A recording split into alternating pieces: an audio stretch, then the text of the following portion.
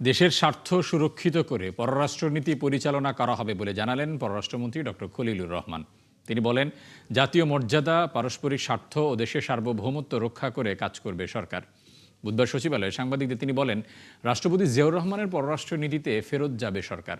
রোহিঙ্গা প্রসঙ্গে তিনি বলেন, তাদের প্রতি নজর কমবে না, বরং বাড়বে।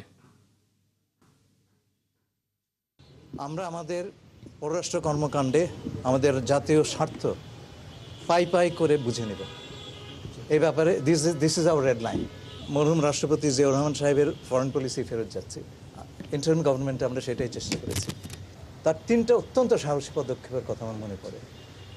1974 সালে আমরা জাতিসংঘের সদস্যপদ পাই। তার 4 বছরের মধ্যে উনি আমাদেরকে নিরাপত্তা পরিষদের সদস্যপদে নির্বাচিত করার সিদ্ধান্ত নিলেন এবং জাপানের মতো একটা শক্তিকে পরাজিত করে আমরা সেই নির্বাচনে জয়ী হয়েছিলাম।